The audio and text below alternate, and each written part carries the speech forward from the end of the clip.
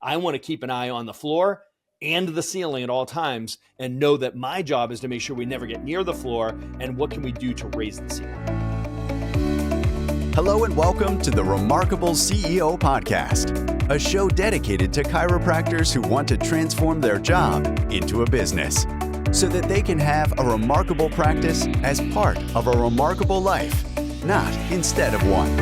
With your hosts, Dr. Pete Camiolo and Dr. Stephen Franson. What's up, Remarkables? Welcome to another episode of the Remarkable CEO Podcast. I'm Dr. Stephen Franson. And I'm Dr. Pete Camiolo. Hey, lucky you. You found yourself right here smack dab at the beginning of another episode from Chiropractic's #1 business podcast. Man, what an honor that is. We're super excited to have and wear that moniker and have earned that moniker over the last 5 years. Dr. Pete, I want to recognize you for all the value that you've contributed over the years, man. What a pleasure to work with such a professional. Man, when we talk about heart, head, hands, and feet, you're the total package, brother. You know, so I've never met anybody in my whole career, in my whole walk, who has such a heart for chiropractic, such a head for chiropractic. And of course, those years in the trenches, bro, hands and feet, man, those were dog years. I know, speaking from experience, I know exactly what it took to do what you did. And I don't recognize you enough, my friend. So thanks so much for everything that you do for chiropractic through this podcast, brother. Man, what an honor to receive those words today. So thank you for sharing that. Right back at you. You are the big brother that in chiropractic that I always wanted. And when I met you for the first time, I thought, man, that's exactly what I'm going to say. When we were at a conference, I remember in Portland, Washington, at the Chiro Fest, Paul Reed's event. Awesome. Amazing chiropractor as well and great leader. And I remember when we met and we had a heart for serving chiropractors and the business side of it. And that was really something that we shared. And I have always looked up to you as a big, brother, because you are a little older than me, not much, but but I'll accept that. I appreciate that. No, I appreciate that. It's so important to have people in your life to do life and business with. And that's been a true gift and honor for me. And I know that for me, with you together, we go farther, like we're better together. And that's the thing that I think we have to recognize in chiropractic, where unfortunately, it's easy to become isolated in this profession. It's easy to think you just got to go alone. And I'll tell you, that's something you have to break off of yourself, because it's actually better. We're better together. We live there's too much fragmentation, there's too much isolation, but we're better together. You can go so much farther as an individual when you're with others than if you were to try to go alone. And that's a business actual conversation that we're not going to have today, but it's a business conversation. And so to be Chiropractic's #1 business podcast, it didn't just happen overnight, Dr. Stephen. It was all the years that you put into the trenches, all of that training and all those travel. Think about the number of thousands of miles you've traveled around the world, speaking conferences and weekends. And I mean, around the world, away from your family, just the decades of travel and investment of just pouring into chiropractors. And then from that, we birthed this podcast 5 years ago. And here we are now, Chiropractic's #1 business podcast. It wasn't by accident. It wasn't just flippant. This was done through, like we say, scar tissue, blood, sweat, and tears. And now we get refined in the fire daily, weekly, because we get to spend time every day with you as listeners. Those of you who are coaching with us, we take it seriously what we do. And the privilege and an honor is to come alongside and serve as your coaches and to serve your teams and to help you scale your businesses. So this is not a business podcast. The podcast isn't our business. Coaching chiropractors and helping them build and scale and launch and exit and all the seasons, that's our business. But this is why we do what we do, is because we're helping you. And we want to make sure we continue to advance this profession forward, because what's coming is significant as far as need. And what we've been through is just, it was just preparation time. It was just preparation. And I love the quote, "This ain't no dress rehearsal. This is it. We are in it right now." If you're listening to this and you're like, man, where am I at in my journey? You're in the game. It's not a dress rehearsal. This is it. This is the show. So we take this show, we take this work seriously. And Dr. Stephen, you're an incredible leader, visionary, the systems guy.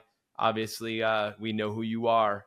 So yeah, honored to be able to journey with you and grateful for the opportunity to share today on this podcast to talk about pain. And, Dr. Stephen, we talk about pain, scar tissue. So if you have scar tissue, something had to get cut. So there had to be an injury, and injuries hurt. And so pain isn't necessarily the problem.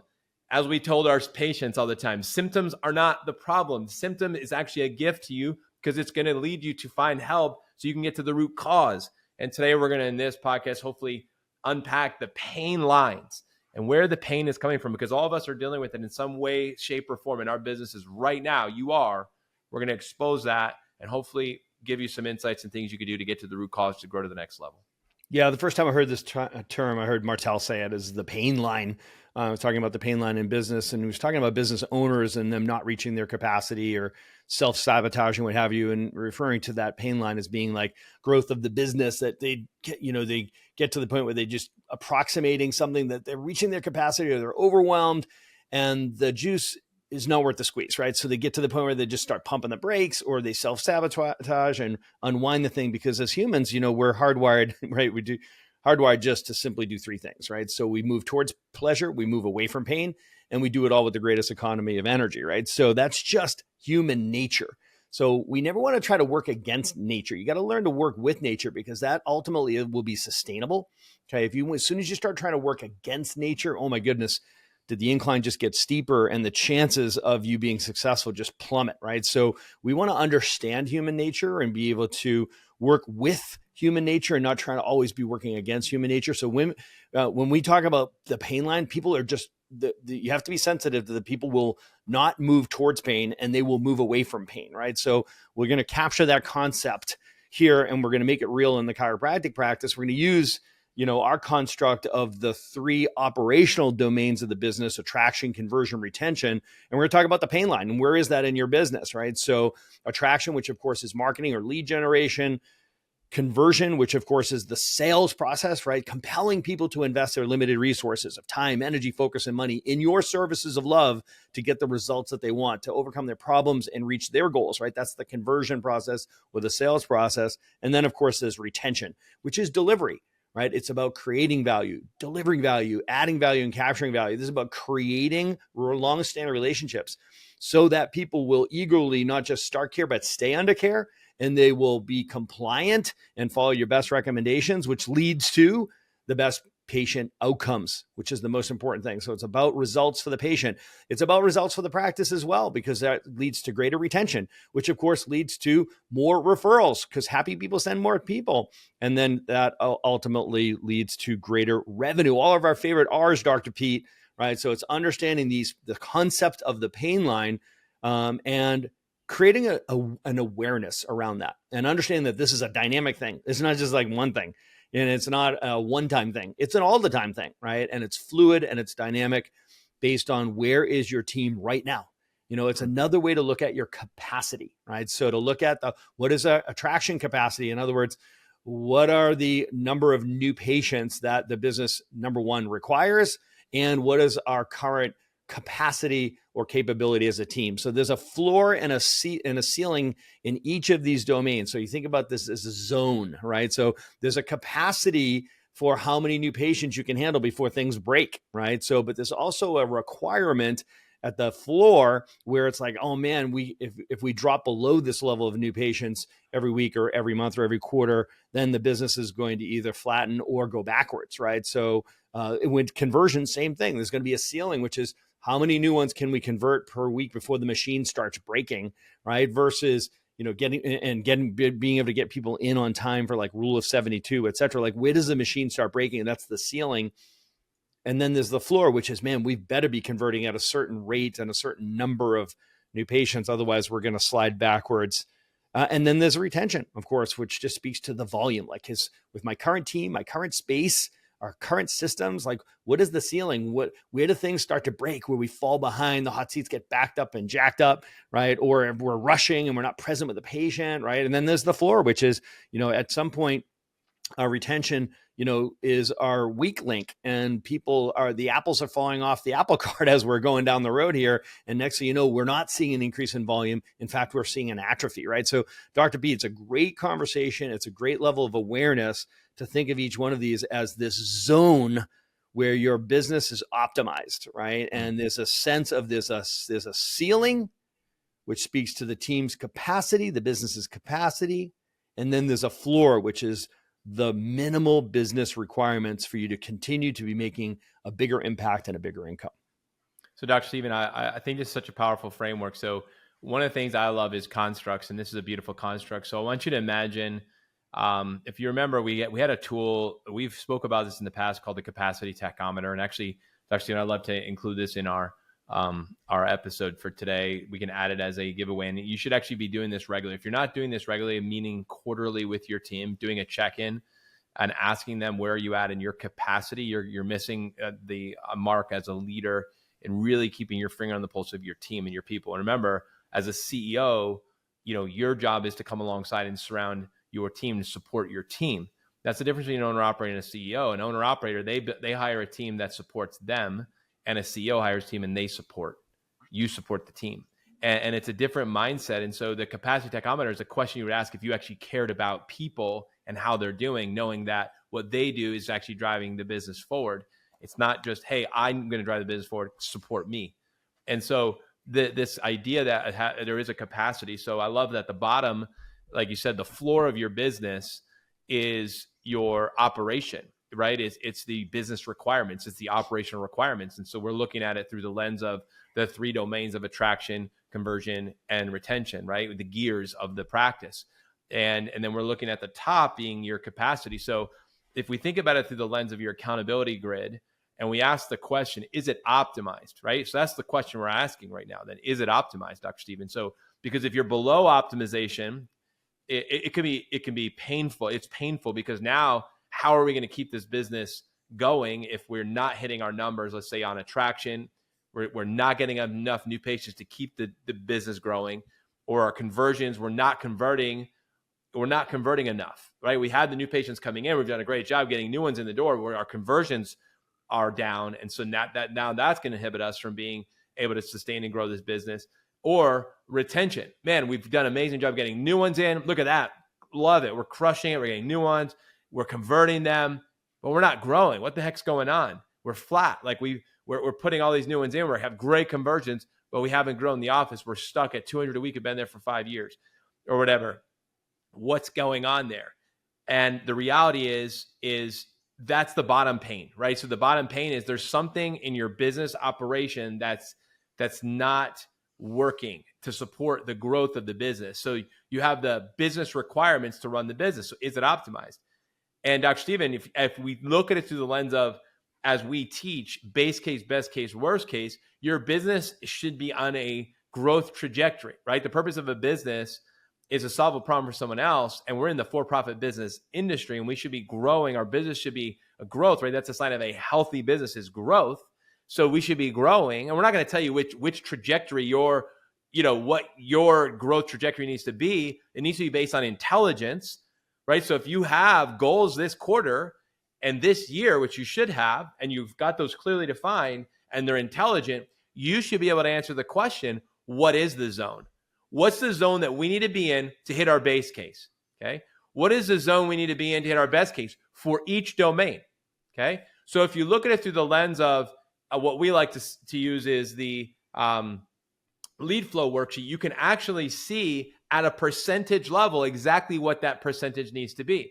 So if I know what my number of new patient needs to be in the zone where we're going to be on track to hit base case goal at the what we would call the stick rate with which we get new patients to show up, or show rate, sorry.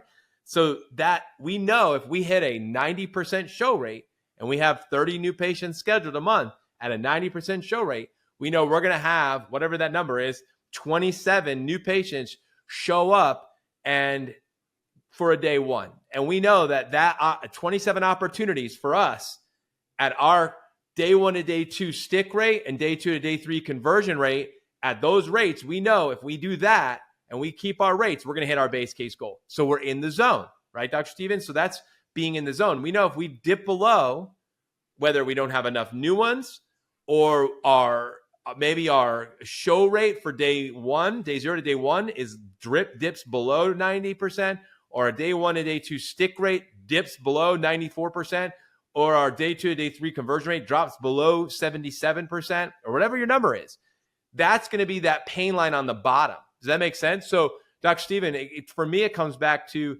we have to know what that is and then come alongside and up underneath that business and understand what are the requirements that have to be in place at each stage in the patient journey in the domain of attraction, conversion, and retention to make sure that you stay right in the zone of optimization. And again, that zone should be not a moving target in a way like you can't hit it, but a moving zone. That zone will continue to increase as your business grows. So again, These are some of the things we've talked about, Dr. Steven, in some of these on these podcasts, and it really all comes together, when we have this conversation.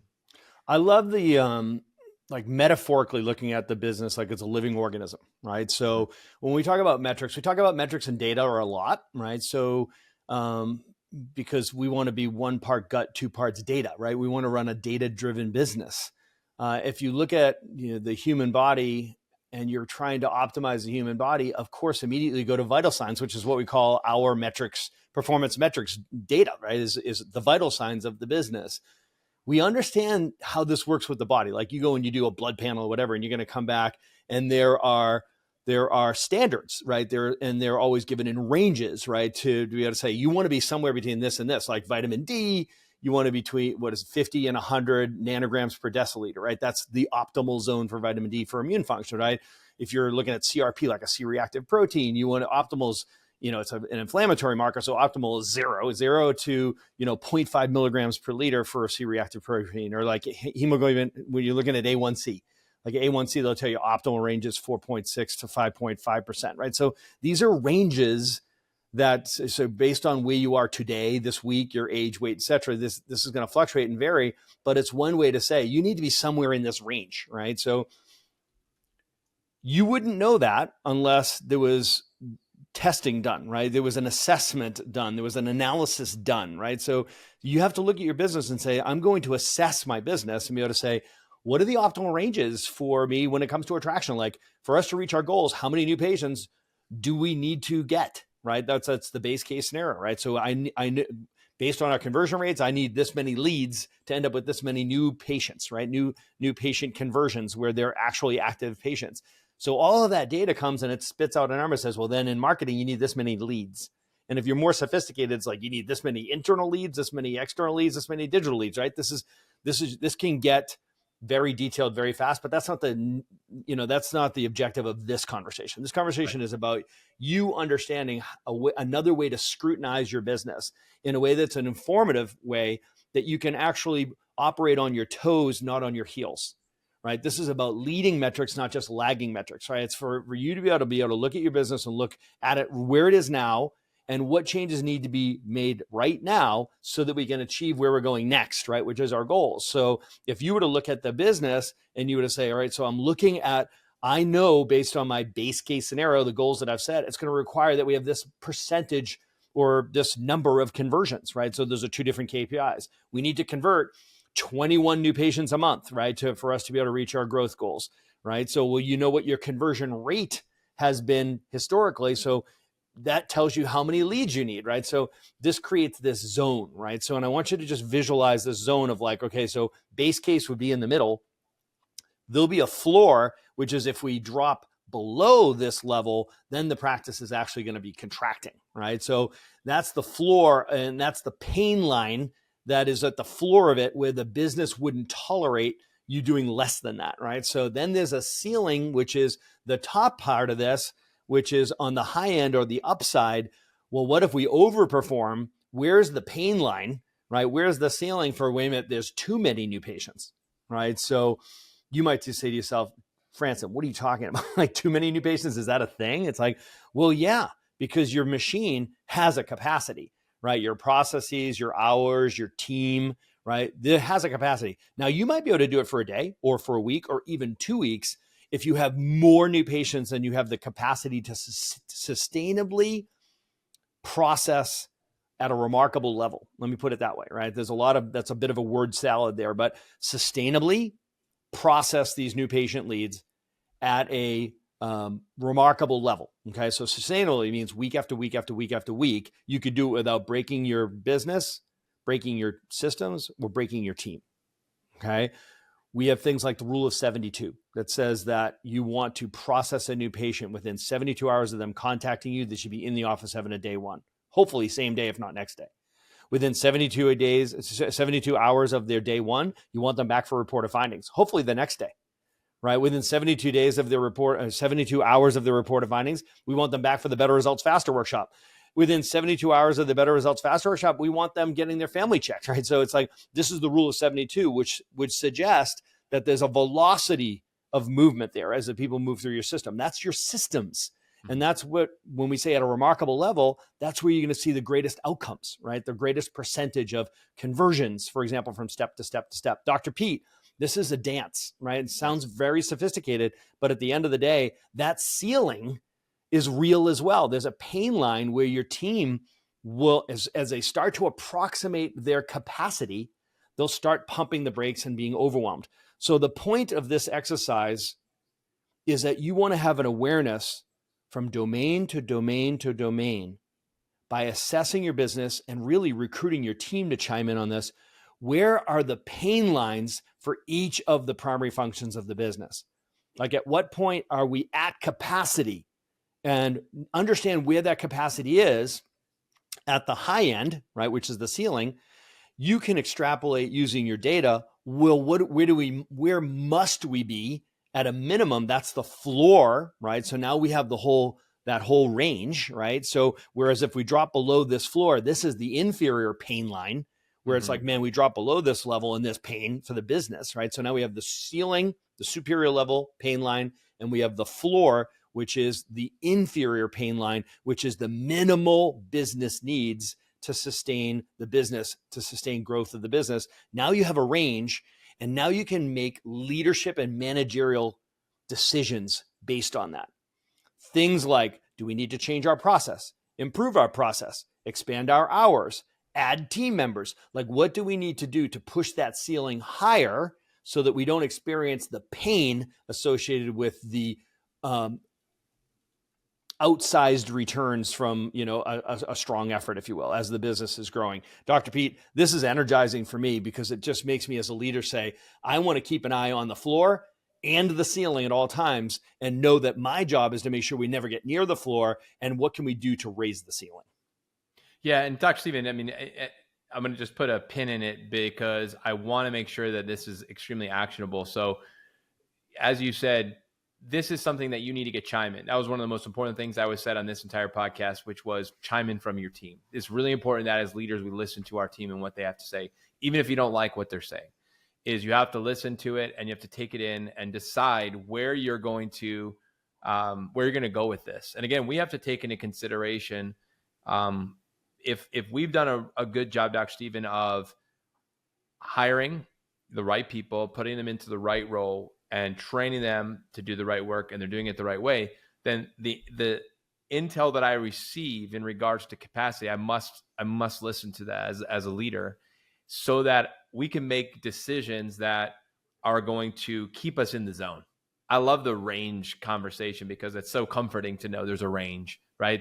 It's comforting. And that's what I hope is also a takeaway for you as a listener, is that, we're coming at this straight and we're having data-driven meetings here and data-driven conversation, but we're talking about a range, and you have to know what is that range. There's a healthy range. That's why on the Capacity Tachometer, which again is included in today's episode, I would encourage you to also bring this to the meeting and don't just ask, hey, where is your capacity at right now? That's a really good question to ask, and we should get it. And remember, between 70 and 80%, that's the comfort zone. Between 80 and 90%, that's the stretch zone. Between 90 and 100%, that's the stress zone. And above 100%, that's the breakdown zone, just to remember. You can go back and listen to, we did an episode on that. We might have done more than one, actually, Dr. Stephen. Great episode if you want to learn more about that and get refreshed on that. What I'm hearing, Dr. Stephen, what I want to make sure is heard is ask the question, where are you at in your capacity if your name is in an internal, under attraction on the function of internal marketing? Where is your capacity right now with hitting our goal that we have for generating new patient leads internally, right? What is your capacity for that specifically right now? Let's go to the person who owns and is accountable for external marketing function. What is your capacity and is it optimized? That's the question. Is it optimized? Who owns it? When you talk to who owns it, it's what is your capacity right now to achieve and hit the goal for this function of attraction? When you go to the digital domain or the digital function of the domain of attraction, and you ask yourself the two questions, is it optimized? Who owns it? And you ask who owns it, what is your capacity or our capacity right now to achieve our goal in the range that we need to be at? That's how you use this tool. So you look at it through the lens of the capacity that that person has who is accountable for the outcome of that function, of that function in the business under whichever domain. We're talking attraction today, conversion, and retention. We're focusing on those three specifically. So that's how we're going to use this tool and have this discussion with our team, getting that chime in and getting the insight that we need to either go back at the process, the procedure, right? We talked about the floor. Is it a floor issue, right? Is it a business issue, process, procedural, scripting, capacity, or is it personnel issue, top, which could be simply training, or we just need more help to be able to execute and to pull that off? That's how we approach this, Dr. Stephen. That's how we deal with the constraints of the pain, whether it's on the floor or the ceiling. And that's why we're giving this tool, because this will help stimulate a more specific conversation, not general, what's your capacity? What is your capacity specifically for this area of this functional area of the business that you are accountable to these outcomes? Yeah, I want to make sure that people hear like how practical this is. And I don't want them to be overwhelmed with the detail, right? So if we think just from a super high level, attraction, conversion, retention, I can tell you how I use this is my COO and I will come up with the floor because it's just data. It's like, what does this business require? Like how many new patients based on our conversion rate, based on retention rate and churn rate? Like we know what the floor looks like, right? So we extrapolated out what the goals were. That's the middle, right? So that's the base case scenario. We extrapolate out what the floor is. That's just using your metrics and saying the business needs this many leads in attraction. We need to be converting at this level to get this number of new patient conversions per month. And then retention, our churn rate has to look like this. Otherwise, our net momentum goes to zero or negative and the business contracts, right? So that's all just mathematics, right? So turning the mission into a math problem, we show up to this team meeting with the floor, right? So this is the inferior pain line, okay? So make sure the team understands that. When we approximate this pain line, or God forbid we drop below this floor, the business experiences pain. Okay. What this exercise with your team reveals or unearths is what do they feel the superior pain line is. Like when we get close to the superior, the ceiling, when we start to experience the capacity of any given function of the business, then the team feels the pain. The machine starts to squeal. The processes and the procedures start to break. And ask them straight up, where do you guys think we are? Like, how many new patients a week do you think we can process? Like, and what is that based on? Like, where do we start to break down? In other words, where does rule of 72 start breaking down and we start getting backed up and jacked up because, you know what, we're pushing people into 2 weeks out, 3 weeks out, and then they start no-showing. You guys know what I mean, right? So it starts to just snowball, right? And log jam, right? So, or conversion. It's like, how many new ones do we need to convert per week? Or how about this? Like, where's the superior pain line on like, how many day ones and day twos can we handle? What's the capacity of this business? Like, how many can we process every single week before that starts to log jam? Same thing happens. We get backed up and jacked up, right? Conversion rates start dropping, no shows for day 2, day 1, day 2. Those are symptoms, guys, of approximating the pain line, right? Or maybe the doctors are like, oh my gosh, I can't even be present during the report of findings because I know I got 3 people waiting for me, or I'm falling behind getting out to the adjustatorium and the hot seats are jacked up because I'm late coming out of reports. You guys are probably hearing this right now being like, Franson, you like spying on me? You just described my practice. Like, yeah, you're at the pain line, right? Yeah. Or maybe it's retention. And it's just like, man, we're at this point where we're falling behind in the adjustatorium, right? Like we're trying to get 10 pounds of shit in a 5-pound bag every single shift. And it's wonderful. It's an awesome problem, but it's still a problem. It's still a problem because it starts to jack up your compliance rates. People start missing and no-showing appointments because they're like, man, I love Dr. Pete, want to get adjusted. I'm supposed to be there on Wednesday. I'm supposed to be there Mondays and Wednesday, but you know what? He's been off lately and I've been waiting too long, and I can do 7 minutes, but I can't do 27 minutes. And I just don't know what today is going to be. So you know what? I'm going to come tomorrow. I'm just going to push it to tomorrow, right? So anybody know this story, right? So that's how it begins. That's how it begins. So gang, we want you to take this lesson. We wanted you to take this tool, take the capacity tachometer, have this conversation with your team, show up knowing what the inferior pain line is, what the business requires, and together unearth what they believe to be the superior, the ceiling of the pain line for your productivity in the practice. What's up, team? So I'm super excited to be having this conversation with the amazing Dr. Andrew from Better Balance Orthotics, because this is something, it's a product that I heard about a year ago. And I was like, okay, first thing I got to do is I got to introduce it on myself. And I've had amazing experience with these orthotics and the impact that it's made on my personal body, my spine, my pelvic alignment, my leg alignment, right? So Dr. Andrew, why don't you take us through a little bit, man? Better Balance Orthotics, what are they? Why are they unique? And then I guess, why should I bring them, or why should I consider bringing them into my office? What kind of outcomes are they going to help me produce inside of my office as a CEO? Awesome, mate. Thanks for having me. So let's jump in. So Better Balance Orthotics are a really unique type of orthotic. And what's unique about them is that they're not based on support, which is what basically every other orthotic does. They're just an arch support. So our orthotics are unique because they're based purely on proprioception. There's no support. They're simply designed to stimulate the muscles in the feet, which of course stimulates the neurology and sends different messages to the brain. Right? We evolved for millions of years walking barefoot on the earth. Just think about how much input was going through the feet to the brain every minute of someone's life versus what all of our patients get, or even ourselves, right? We wear shoes, we walk on flat surfaces. So the way I explain it to my patients, you know, if you had back pain every day and you wore a back brace, you might have less back pain. But over time, is your back getting weaker or stronger? And we know over time it's getting weaker because you're relying on the brace to do the job for you. And the reality is that's what's happening with pretty much any orthotic that you wear that's designed to provide support, or any kind of supportive shoe for that matter. So this is a completely different concept. And I first implemented it in my practice about 10 years ago. They're actually designed by a medical doctor to treat scoliosis, which they do amazingly well. But over that time, we slowly found more and more applications for them, to the point now where I think this is critical for every single patient. And, you know, we can talk about why that is, but we've now got it as just part of our system. It's part of our initial consult. It's part of our reported findings. It's part of our care plan.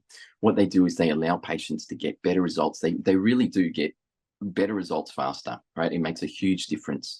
So we see changes in posture. We see changes in the vestibular system. We see changes in gait. We see changes in balance, all sorts of stuff across the board. So it really allows patients to hold their chiropractic adjustments better. It means they're getting more bang for their buck from every single adjustment that you do. I heard you say there, so you get changes in proprioception, amazing. We obviously appreciate those chiropractors and chiropractic teams. We get changes also in structure. I mean, I can attest to that. The changes that I saw in like my pelvis, my pelvic alignment, my leg length difference, right, has been massive. And I've been wearing them now for about 10 months. Talk to me a little bit. So you said that, yes, they can also help and support in scoliosis-based processes. Is that right? Yeah, so that's what they were originally created for. The medical doctor who created them had a daughter with very severe scoliosis. She'd had a failed Harrington rod surgery. So, and they do work for that. They really do. We've seen lots of, we have before and after x-rays and all that kind of stuff. So they're the first go-to thing I do with every scoliosis case. But over time, we've started to realize that, I heard an analogy about chiropractic, and it's true for these too. It said using chiropractic just for back pain is like just using your iPhone only for the calculator. And it's kind of true for these two, right? If you're only using them for scoliosis, you're kind of missing a massive benefit to basically all of your practice members, let alone your business. Got it. I love it. So tell me this then, as a CEO, I own a business and I'm looking at, okay, two things that interest me. I'm looking for better results, and then of course I'm looking for better profitability. If we talk about better results for a second, I heard you say there that in your office, you prescribe this for everyone. Talk to me a little bit about, okay, when you say better results, is this something that every single person can benefit from? Like, are you talking like, teenagers, adults, elderly, like everyone can benefit from using this? And then as a result of that, do you build that into your care plans? Do you build that into like your process? Talk to us a little bit about that. Yeah. So as much as it took me a while to really get my head around this, but I think everybody can benefit from it. And the reason I came to understand that is the problem is wearing shoes and walking on flat surfaces. And the reality is we just all do it. So in terms of my older patients, it was such a penny drop moment for me. I had a lady who came in with a walking stick and she said, I hate using this, but I don't feel safe without it. I've had 4 major falls. So we put these on her feet. She came back about 2 weeks later and said, she was just beaming like a different person, right? She goes, I've thrown my walking stick away. I just feel so much more stable and secure on my feet, which makes sense because the brain's getting better feedback from the ground. At the other end of the spectrum, I've had kids. I think the youngest kid I've ever fit with these was 4 years old. We had a really great result once with my son's best little buddy at Little Athletics. He was the best guy, like top of the Little Athletics team, right? Best at everything. Had to stop, couldn't run, severe shin splints. He put these on and within 1 week, he was back PBs across, like personal bests across everything. So it really has expanded over time. I've realized that it really does help basically every patient. So by putting it right up front, I used to do it later in my care plan, but I realized, well, if a patient is undoing their adjustment every time they walk off my table, why would I wait? So now we assess it on the initial visit. And if it's appropriate, which it is for, I got to say like 95+% of people, we report on it as part of our report of findings and just explain these are going to help you hold your adjustment better. They're going to improve your posture. There's all these other benefits. And so the majority of our and again, we don't, there's no pressure around that, but the majority of our patients choose to take them up right away because we have a process where they stand on them and they actually feel it immediately. So there's no kind of sales pitch. It's like, you don't have to convince people when they feel it in their own body. So it becomes part of our initial care plan. Like I said, it just allows them to get more out of every adjustment. Gotcha. And so I love a system. And I think that, this is an area that you have genius in, particularly in this domain. So tell me, okay, I'm someone who's thinking about introducing to my practice. I understand the benefit. I get it. I'm on the same page. How would that work from a systems point of view? Does that mean you do your day one initial consultation? Do you have some element of like a gait or a foot assessment on day one? And then on day two, when you're giving recommendations and building out a care plan, do you then present the orthotic in the care plan at that point and add that at the cumulative total at the bottom that someone is due? Talk to us a little bit about that.